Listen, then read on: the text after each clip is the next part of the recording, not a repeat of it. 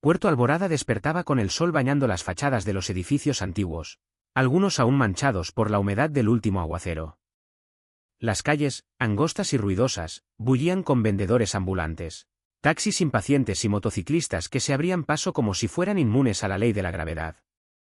Entre esa maraña de sonidos y movimientos, Camila Duarte caminaba con paso firme, aunque su interior fuera todo menos seguro. Su mano izquierda sujetaba con fuerza la de su hijo Julián, un niño de 5 años con ojos grandes y un andar curioso. Camila no tenía título universitario, ni coche, ni contactos influyentes. Tenía, eso sí, una voluntad de acero templada por los años de sobrevivir sin ayuda. «¿Vamos al parque, mamá?», preguntó Julián, sin notar el gesto de concentración en el rostro de su madre. «Más tarde. Primero vamos a buscar trabajo», respondió Camila, sin detenerse. Sus ojos recorrían las vitrinas, los letreros, los rostros de quienes parecían saber hacia dónde iban. Buscaba algo, cualquier cosa que se pareciera a una oportunidad.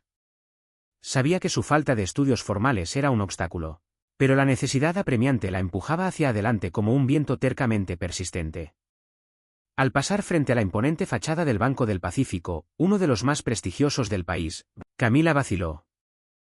El edificio de vidrio ahumado y mármol negro proyectaba una sombra que la envolvió por completo. Era un recordatorio material de las barreras invisibles que separaban su mundo del de aquellos que caminaban por los pasillos alfombrados.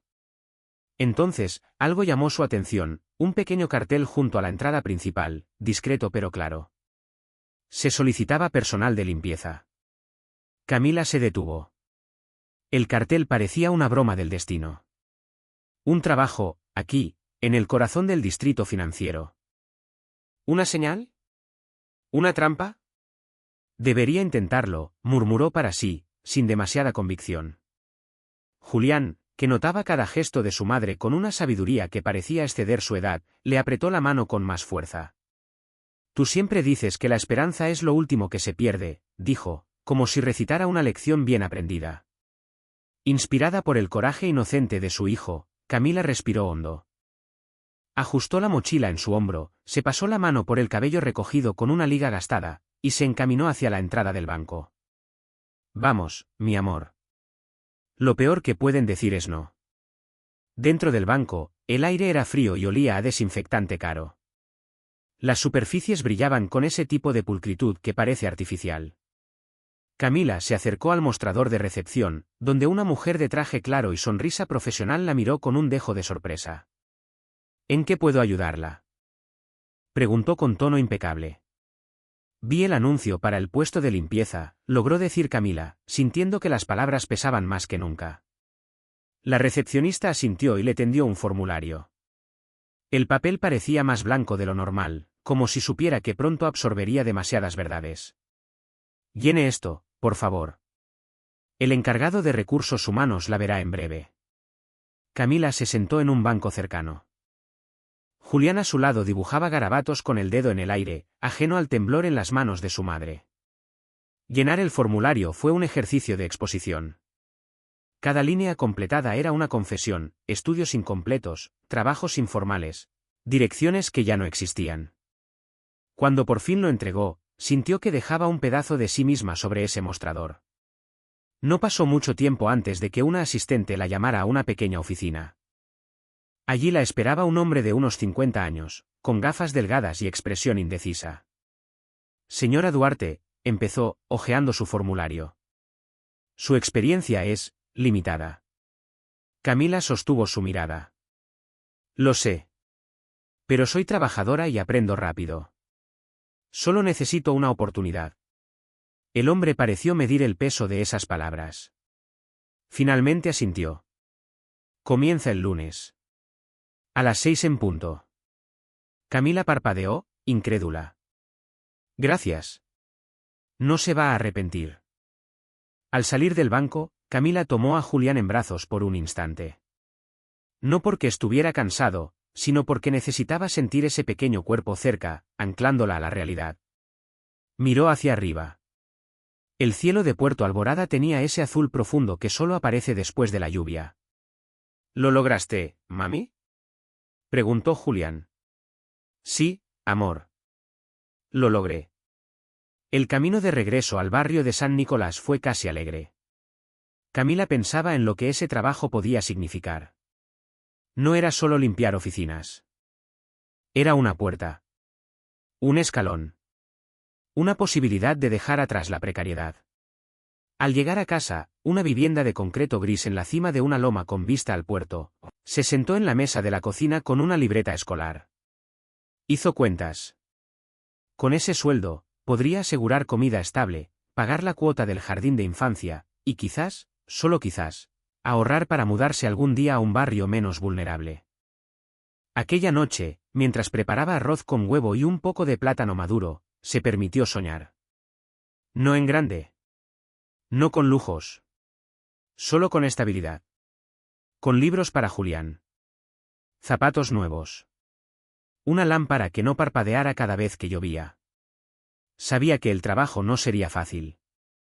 Las horas largas, los turnos invisibles. Y los prejuicios, por supuesto.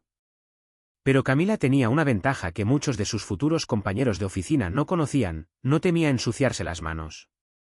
Porque ya venía del barro. El lunes por la mañana llegó antes de lo que Camila hubiera querido. Se levantó a las 4:45, con el sonido insistente de un despertador que parecía burlarse del descanso. Julián dormía profundamente, envuelto en una sábana delgada. Camila lo observó unos segundos antes de dirigirse al baño. Se lavó la cara con agua fría, se peinó el cabello en una coleta apretada y se vistió con su conjunto más limpio, pantalón negro y camisa azul de botones. A las 5:30 ya caminaba hacia el centro. La ciudad aún estaba medio dormida. Los mercados no habían abierto y el aire tenía ese frescor temporal que precede al caos cotidiano. Al llegar al Banco del Pacífico, saludó al guardia de seguridad, un hombre con voz ronca y mirada cansada. «Buenos días», dijo Camila. «¿Nueva?», respondió él, sin levantarse de su asiento.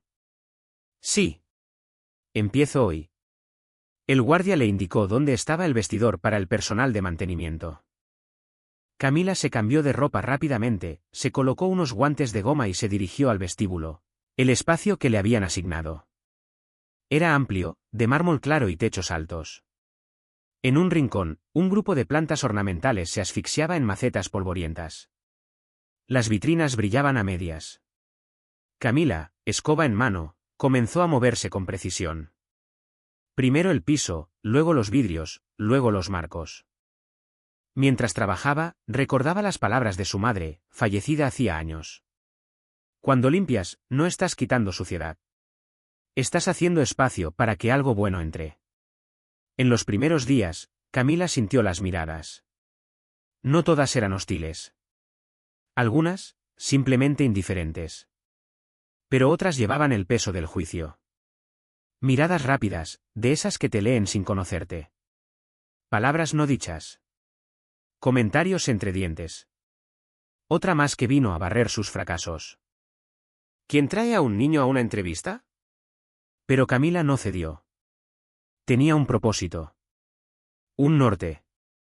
Con el paso de las semanas, algo empezó a cambiar. No solo en ella. El vestíbulo también se transformaba. Las plantas recobraron color. Las superficies parecían más cálidas, menos frías. El espacio, antes impersonal, se volvía sutilmente acogedor. Fue durante una de esas mañanas, mientras regaba discretamente las hojas de una palma, que lo vio por primera vez. Mauricio Ferrer no era un hombre fácil de impresionar. Director de operaciones del banco, llevaba años inmerso en cifras, balances y reuniones eternas. Pero aquella mañana, al cruzar el vestíbulo rumbo a su oficina, algo lo hizo detenerse. La luz del sol atravesaba el cristal y caía justo sobre la espalda de Camila. Ella, ajena a su presencia, limpiaba el marco de una puerta con esmero. La manera en que se movía, con concentración, sin apuro, llamó su atención. Se acercó unos pasos. «Tú eres la nueva, ¿verdad?». Camila se giró rápidamente, con la botella de spray aún en la mano. «Sí, señor». «Camila Duarte». «Has hecho un buen trabajo aquí», dijo él, mirando alrededor. El vestíbulo nunca había lucido así. Camila sonrió, sorprendida. Solo trato de mantenerlo limpio. Mauricio asintió, con una expresión que parecía ir más allá de la cortesía. Sigue así. Aquel breve intercambio significó más para Camila de lo que admitiría. No porque soñara con agradar al jefe, sabía que sus mundos eran distintos, sino porque era la primera vez que alguien la trataba como si realmente estuviera allí. No solo como parte del mobiliario. Y no fue la última vez que Mauricio reparó en ella. Comenzó a saludarla cada mañana. A veces hacía preguntas triviales, ¿cómo está tu hijo? ¿No hace mucho calor para estar usando guantes? ¿Qué tipo de planta es esa? No eran conversaciones profundas, pero para Camila eran oasis breves en un día lleno de silencios. A medida que los meses pasaban, su presencia en el banco dejó de ser invisible. Algunos empleados la saludaban por su nombre. Otros le dejaban notas agradeciéndole por mantener viva la entrada. Incluso Rosario, la secretaria del tercer piso, conocida por su lengua afilada, le ofreció un café una tarde. Dicen que tú eres la razón por la que este banco ya no parece una funeraria. Camila rió, agradecida. No lo decía, pero lo sabía, estaba construyendo algo. Un lugar. Una reputación. Un nuevo principio. Julián también florecía. En el jardín de infancia hacía amigos, aprendía canciones, traía dibujos que Camila pegaba en la puerta del refrigerador. Los fines de semana iban juntos al mercado, al malecón, a una pequeña librería de usados donde el dueño siempre tenía algún cuento a medio precio. Los sueños de Camila se volvían más concretos. Imaginaba a Julián estudiando en una buena escuela. Soñaba con comprar una computadora usada. Con tener un pequeño balcón con macetas. Nada extravagante. Pero sí real.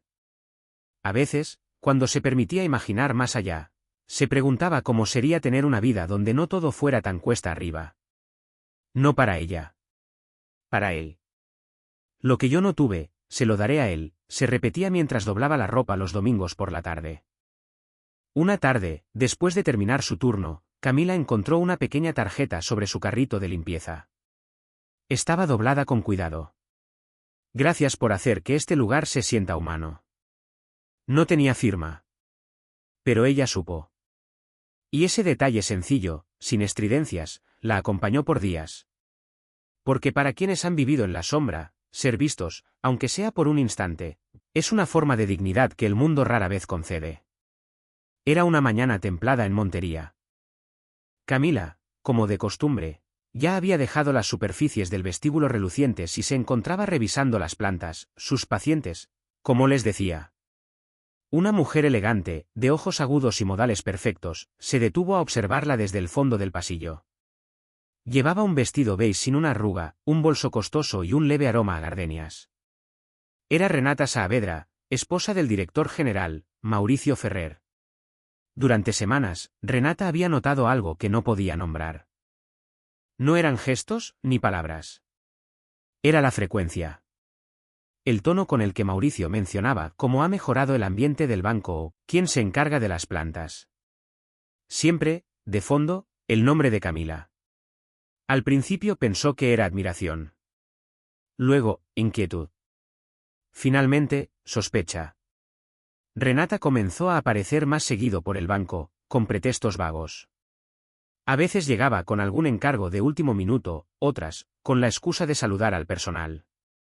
Sus ojos escaneaban las interacciones.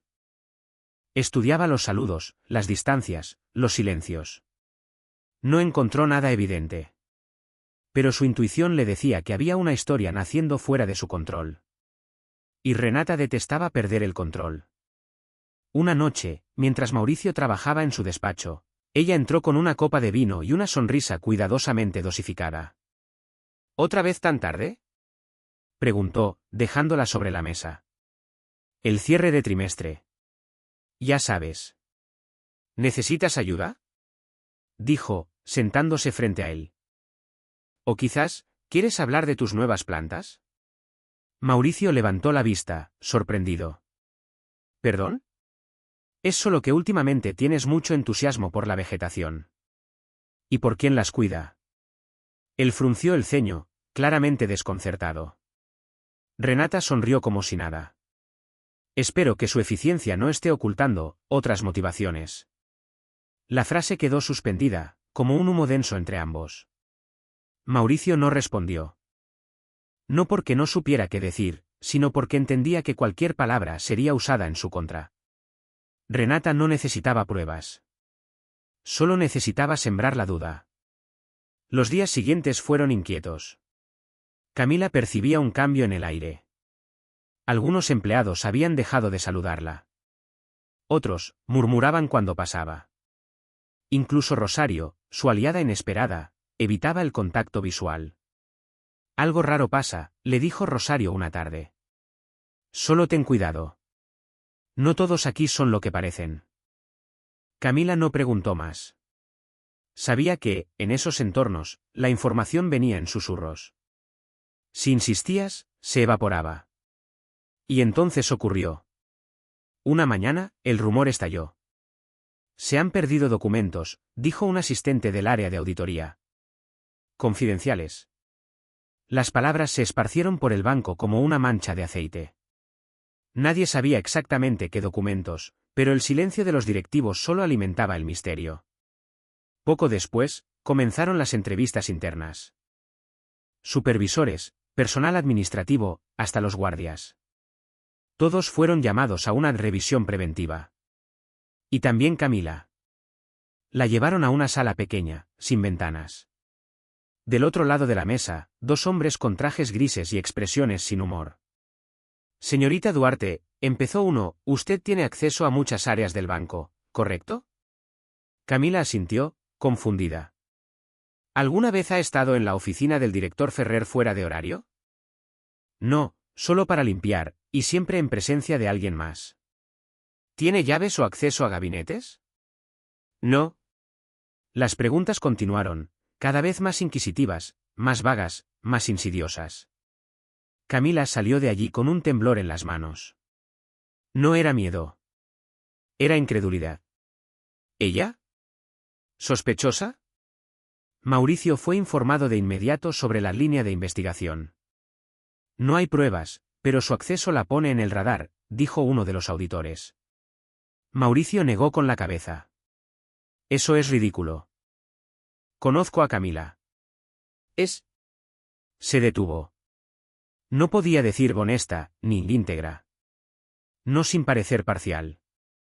Y entonces, por primera vez, dudó. No de ella. Dudó de sí mismo. De su juicio. De cómo su cercanía con ella podía ser interpretada, o peor, explotada. Ese mismo día, autorizó una suspensión temporal y preventiva. Camila fue notificada con un sobre sin firma. Debía dejar el banco de inmediato, hasta nuevo aviso. Salió con una caja pequeña y una expresión que no era tristeza. Era desolación. El vecindario también cambió. La gente murmuraba. Algunos padres retiraron a sus hijos del preescolar donde iba Julián. La administradora del edificio donde vivía Camila dejó de saludarla. En cuestión de días, todo lo que había construido comenzó a desmoronarse. No por algo que hubiera hecho, sino por la simple posibilidad de que pudiera haberlo hecho. Camila no durmió bien durante semanas. Julián notó el cambio. ¿Por qué ya no vas al banco, mamá? Estoy de vacaciones, mintió ella. ¿Y por qué estás triste? No lo estoy. Sí lo estás. Ya no cantas cuando cocinas. Camila no respondió. En lugar de eso, lo abrazó con fuerza. En el banco, Mauricio tampoco dormía bien. No encontraba paz en la decisión que había tomado. Todo le parecía desproporcionado, injusto, cobarde. Finalmente, una noche, marcó un número que había evitado durante días. El del despacho de un investigador privado. Necesito saber la verdad, dijo, sin rodeos. No confío en los informes internos. Y no quiero cometer un error irreversible. El detective aceptó el encargo. En las semanas siguientes, empezó a reconstruir no solo la cronología del supuesto robo, sino también la vida de Camila, su pasado, sus movimientos, sus contactos. Lo que encontró, sin embargo, no fue un crimen. Fue algo más inesperado. Algo que cambiaría por completo el curso de esta historia. El informe del detective llegó un viernes en la tarde. Una carpeta sobria, sin logo ni membrete, entregada en mano a Mauricio Ferrer. A pesar del calor, sintió un escalofrío al sostenerla. Cerró la puerta de su oficina, bajó las persianas y se sentó. Lo que leyera allí podía alterar su vida, otra vez. Las primeras páginas eran claras, Camila no tenía antecedentes. Ni en Montería ni en ningún otro lugar. Su historial laboral era breve pero impecable. Sin inconsistencias. Sin zonas oscuras. Nada que la relacione con el robo, murmuró Mauricio, aliviado. Pero la verdadera sorpresa estaba al final del informe. Un documento escaneado. Una partida de nacimiento.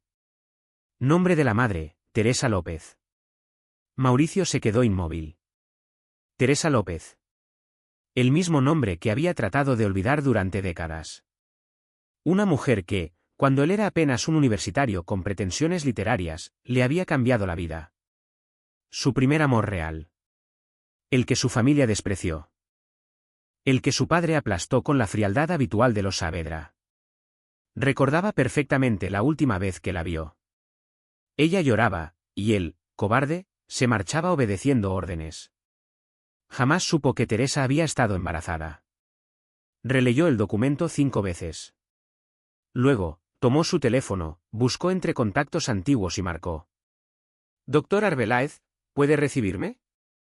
«Por usted, siempre». Era el notario que había estado al tanto de muchas gestiones de su familia.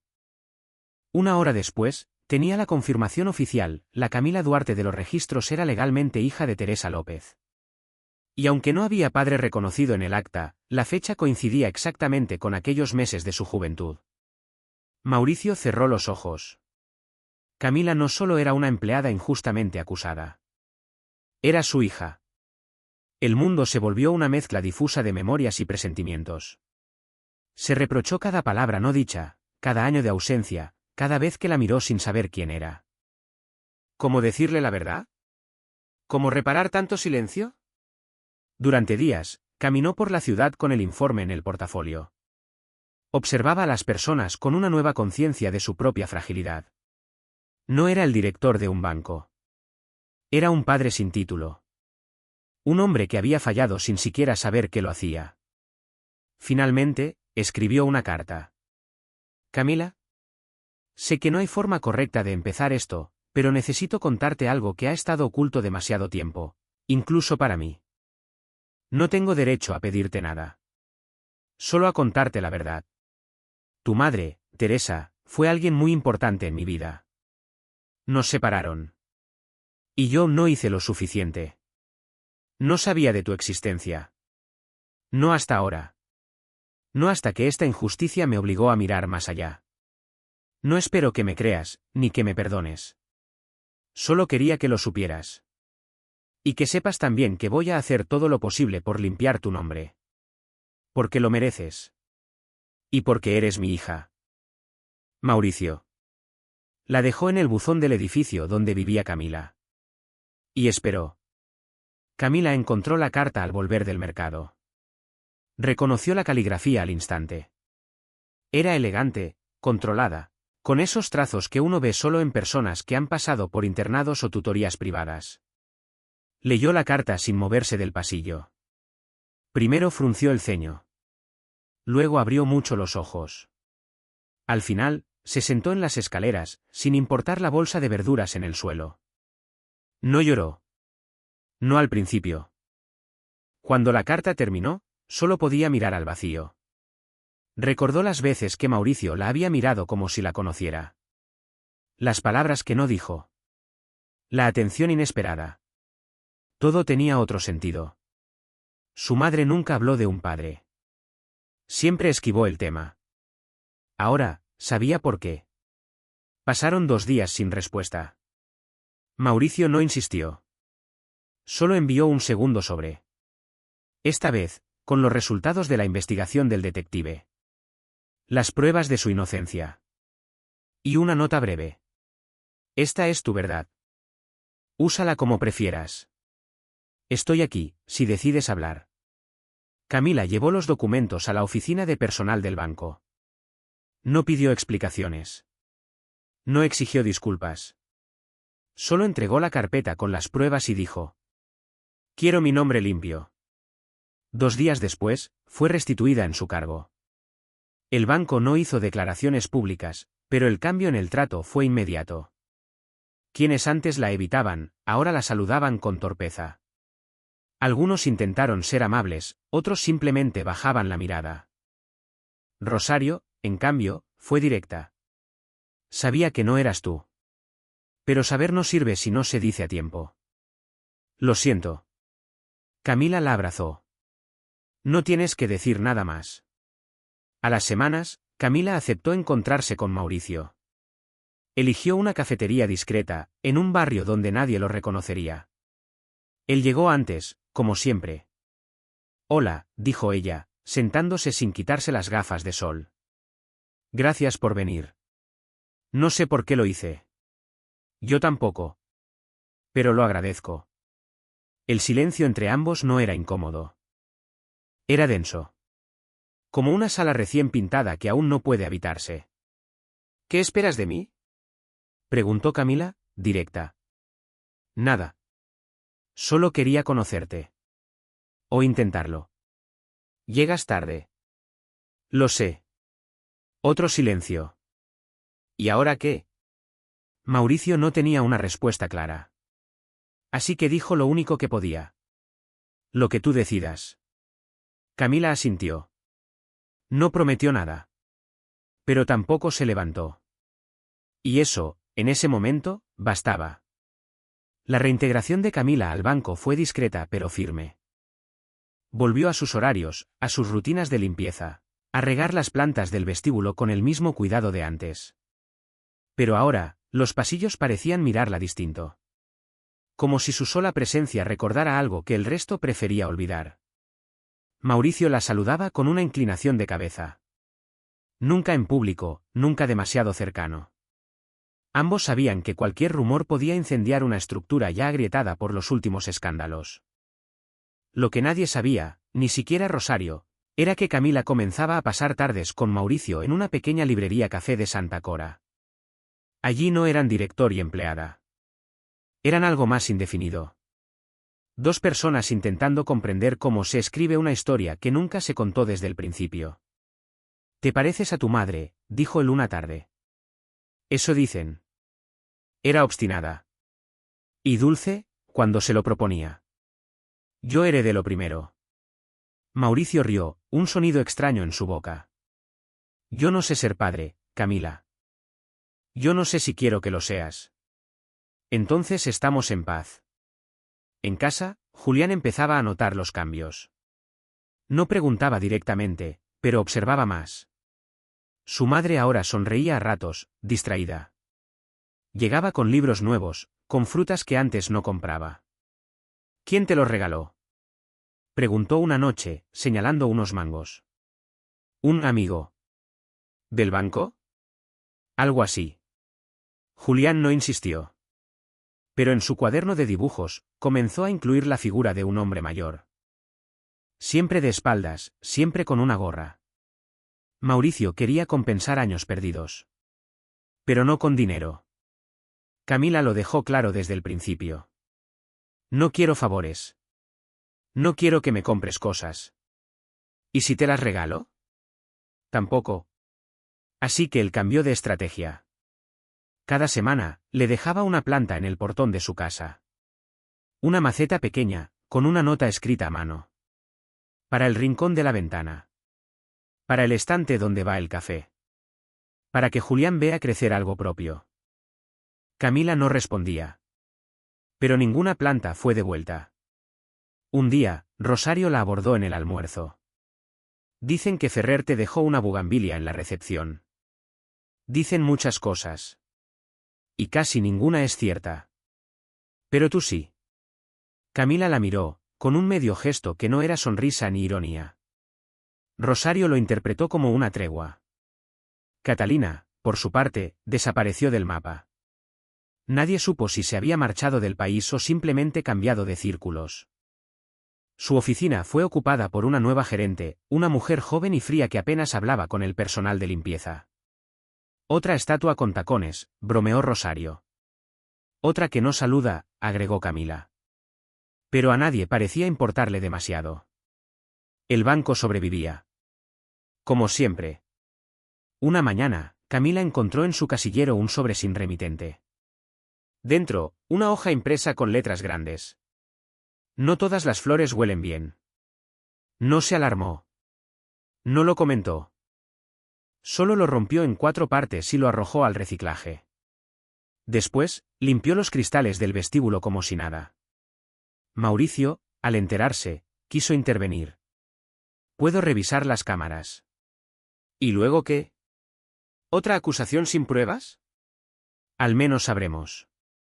Yo ya sé. Hay gente que no tolera ver a otros de pie. Él asintió. Había aprendido que con Camila, el silencio valía más que las promesas. La rutina se fue normalizando. Camila comenzaba a sentir que, pese a todo, podía sostener una vida. Julián mejoraba en la escuela. Las cuentas se pagaban a tiempo. El jardín comunitario que había ayudado a montar en el barrio ya tenía 3 bancas nuevas y un mural pintado por los niños. Cada viernes, los vecinos organizaban una merienda en la plaza. Camila llevaba jugo de tamarindo y pan de yuca. A veces se quedaba hasta tarde, escuchando boleros en una radio vieja. Por primera vez, no esperaba una tragedia. Solo vivía.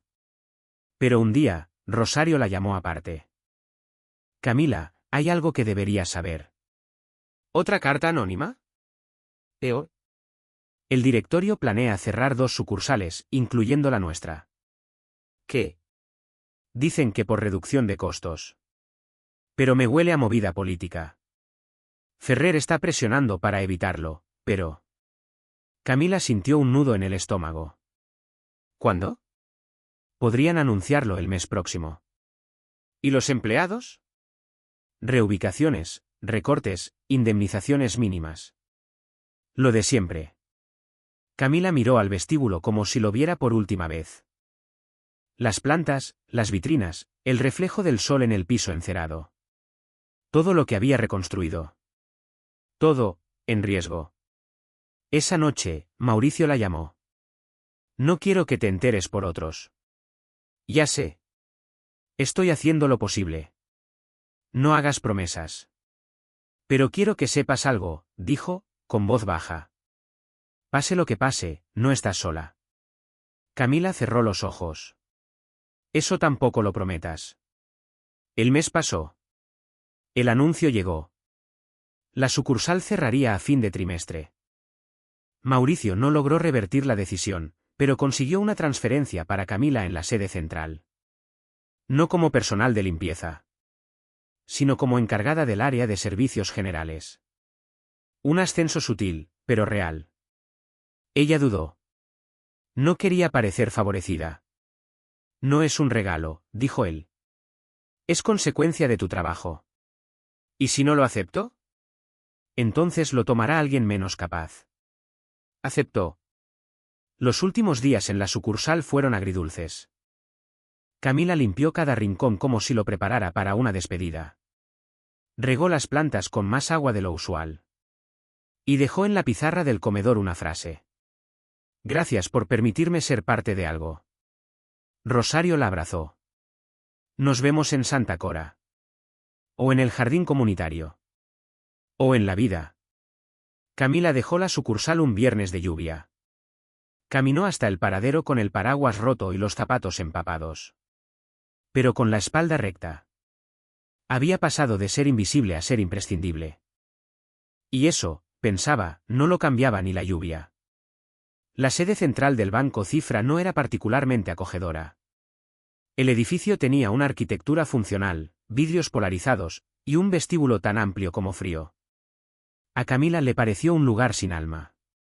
Aún así, estaba decidida a no intimidarse. Su nuevo cargo como jefa del área de servicios generales implicaba más responsabilidad: gestionar al equipo de limpieza, coordinar insumos, revisar los protocolos de mantenimiento. Ya no barría. Ahora firmaba reportes. Al principio, el cambio le resultó ajeno. No te pongas nerviosa, le dijo Rosario en su primer día. Aquí nadie sabe lo que hace, pero todos lo hacen con mucha autoridad. Rosario también había sido transferida, como supervisora administrativa. Tener una aliada ayudaba a Camila a encontrar su sitio. Al menos, al principio. En su primer mes, Camila reordenó horarios, propuso mejoras logísticas y optimizó recursos. Era metódica, firme, y sobre todo, respetuosa. Pero no todos lo apreciaban. Algunos empleados, especialmente del personal antiguo, la miraban con recelo. Antes era la señora de la limpieza, susurraban. Ahora se cree gerente. No era solo por su historia. Era por lo que representaba, el ascenso de alguien sin títulos, sin apellidos importantes. Camila no lo ignoraba. Pero tampoco lo enfrentaba con confrontación. Respondía con trabajo. Con resultados. Un día, Mauricio la convocó a su oficina. No era habitual. El contacto entre ellos se había vuelto menos frecuente. Más prudente. ¿Cómo te estás sintiendo? Como alguien que se muda de barrio, respondió. Todo es nuevo. ¿Y los vecinos? Cautelosos. Él sonrió. He recibido buenos comentarios. Y también malos. De esos tengo desde que empecé en este cargo. Vienen con el escritorio. Camila desvió la mirada hacia una planta en la repisa. ¿Y eso? Regalo tuyo. La trajiste en una de tus primeras limpiezas aquí. La mantuve viva. Apenas. Ella asintió, sin decir más. A veces, las cosas más importantes no necesitaban explicaciones. A mitad del segundo mes, Camila fue convocada a una reunión del Comité de Ambiente Laboral. El banco buscaba mejorar sus estándares de bienestar. La incluyeron como representante del personal de mantenimiento. Al llegar, notó que era la única sin corbata. La única que tomaba notas a mano. La única que no tenía un café de marca cara. Pero también era la única que, cuando hablaba, hablaba desde el piso. Las áreas comunes no solo necesitan limpieza, dijo. Necesitan cuidado. Detalles. ¿Humanidad?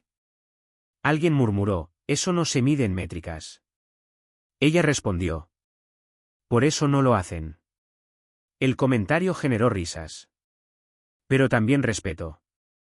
Desde entonces, la escuchaban. Julián, mientras tanto, crecía. Ya no era un niño pequeño, pero tampoco un adolescente completo. Comenzaba a hacer preguntas difíciles. Sobre su padre. Sobre el pasado. ¿Él sabe que existo? Sí. ¿Y tú lo odias? Camila pensó en todas las veces que había querido hacerlo. Y no había podido. No. Pero tampoco lo necesito. ¿Y yo? Tú necesitas saber quién eres. Y eso no depende de él. Juliana sintió, como si entendiera más de lo que decía. Camila sabía que tarde o temprano tendrían que hablar más. Pero aún no. El jardín comunitario seguía creciendo. Camila dedicaba las tardes de sábado a podar, limpiar, organizar. A veces, voluntarios del banco se unían. Rosario llevaba refrescos. Julián coordinaba juegos para los niños. Se convirtió en un lugar de encuentro. Un día, un periódico local hizo un reportaje sobre el espacio. Entrevistaron a Camila. La foto mostraba su rostro al sol, con tierra en las manos y un cartel detrás que decía: Aquí también florece lo invisible. El artículo se viralizó. Incluso en el banco lo compartieron. Camila se sonrojó, pero no negó que sentía orgullo. Poco después, Mauricio la llamó de nuevo. Esta vez, para una propuesta concreta. Queremos que lideres una iniciativa de sostenibilidad interna. Algo piloto. Desde servicios generales. ¿Una campaña de reciclaje? Más que eso. Espacios verdes, compostaje, uso racional de energía. Que tu experiencia en el jardín se traslade acá. ¿Y me darán presupuesto? Una parte. Lo demás tendrás que inventarlo. Como siempre. Camila aceptó. No por el reto. Por el símbolo. Que el banco pusiera en manos de una ex empleada de limpieza la imagen ecológica de la sede. Era algo que no se veía todos los días. Empezó con poco, separadores de residuos, campañas visuales, pequeños maceteros en pasillos. Luego, involucró a los empleados. Cada departamento debía adoptar una planta. Algunos se burlaron. Otros se entusiasmaron. Pronto, los escritorios comenzaron a llenarse de suculentas, ficus, helechos. El aire cambió. Literalmente. Una semana, el personal del tercer piso organizó un concurso de plantas. Camila fue invitada como jurado. Rosario decoró la suya con lentejuelas. Ganó una cactus de recursos humanos bautizado como el Resiliente. Una tarde, Julián la esperó en la entrada del banco con una carpeta. Quiero mostrarte algo, dijo. Dentro, dibujos, ideas y frases para una campaña escolar sobre cambio climático. Quiero hacer algo como tú haces en el jardín. Pero en mi escuela. Camila lo abrazó. No solo por el gesto, sino porque entendió que lo que sembraba no eran flores. Eran raíces en las personas. Todo parecía fluir. Hasta que llegó una carta. Esta vez no era anónima. Era de Catalina. Desde Querétaro. Una hoja, escrita a mano, con letra firme. No busco disculpas ni redención. Solo quería decir que te vi. Que siempre supe que eras más fuerte que yo. Y que eso me daba rabia. Camila la leyó una vez. Luego, otra. No había odio en esas líneas. Solo reconocimiento. Quizás el único que Catalina había sido capaz de dar. No respondió. Pero esa noche, enterró la carta bajo la bugambilia del jardín. Para que algo bueno crezca de esto, le dijo a Julián. ¿Qué? Una flor que no necesita explicación. A finales de octubre, Camila recibió una invitación formal. El banco organizaba su primer simposio interno sobre sostenibilidad y bienestar laboral. La mesa de apertura incluiría a altos directivos, y a ella. ¿Yo qué voy a decir ahí? Le preguntó a Rosario. Lo mismo que dices en el jardín. Solo que sin tierra en las uñas. El auditorio estaba repleto. Luces blancas, pantallas enormes, traducción simultánea. Camila tenía miedo de tropezar al subir al escenario. Pero no lo hizo. Se paró frente al micrófono y miró al público. Empezó con calma. A veces creemos que lo limpio es invisible. Que lo que funciona no necesita nombre. Pero no es cierto. Todo lo que funciona, tiene manos detrás. Habló del proyecto verde. De cómo una planta en un pasillo podía cambiar el ánimo de un lunes. De cómo un banco podía parecer menos banco si sonaba menos a máquina y más a gente. Terminó diciendo. No vengo a enseñar. Solo a compartir. Porque esto no lo inventé yo. Lo aprendí barriendo pasillos. El aplauso fue sincero. Prolongado. Camila sonrió, y por primera vez, no se sintió fuera de lugar. En diciembre, Julián fue aceptado en una escuela artística con beca parcial. Su proyecto sobre jardines urbanos y conciencia ambiental había llamado la atención de los evaluadores. Es por ti, le dijo Camila. No. Es por lo que tú hiciste en mí. En el banco, la campaña ecológica se extendió a otras sedes. Incluso una oficina en Mérida adaptó el programa de Camila con su nombre, Modelo Cam. Eso suena a marca de champú, bromeó Rosario. O de robot. Pero Camila lo aceptó. Ya no minimizaba sus logros. Aprendía a reconocer su lugar. Mauricio Ferrer, el director, pidió reunirse con ella un viernes por la tarde. He pensado mucho, le dijo. Sobre ti. Sobre cómo empezaste. Sobre lo que el banco te debe. Y también sobre lo que tú te debes a ti misma. Le ofreció una beca para que terminara la universidad. A distancia. Con tutorías internas. No porque lo necesites para seguir haciendo bien tu trabajo. Sino porque mereces tener todas las llaves. Camila no respondió de inmediato. Miró por la ventana. La bugambilia seguía ahí. Florida. Imperturbable.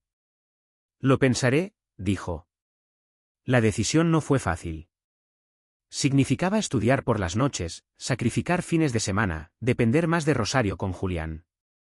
Pero también significaba reclamar algo que había sido postergado. Se inscribió en enero. Administración con enfoque social. Los primeros meses fueron duros. Camila sentía que sus ideas no eran tan sofisticadas como las de sus compañeros. Pero pronto entendió que la experiencia no se mide en palabras largas. No sabes lo valioso que es tu punto de vista, le dijo una profesora en una tutoría. Es como si las teorías que leemos tú ya las hubieras vivido. En abril, recibió una carta manuscrita. No era de Catalina. Era de una mujer del equipo de limpieza de otra sede. Vi tu historia en el boletín del banco. Y pensé, si ella pudo, tal vez yo también. Camila respondió con otra carta. Y una planta pequeña por correo interno. No necesitas hacer lo mismo que yo. Pero sí creer que puedes hacer algo distinto.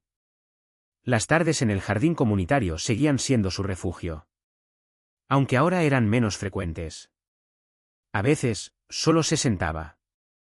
Sin hacer nada. Dejaba que el sol le hablara en la piel. Que el silencio creciera.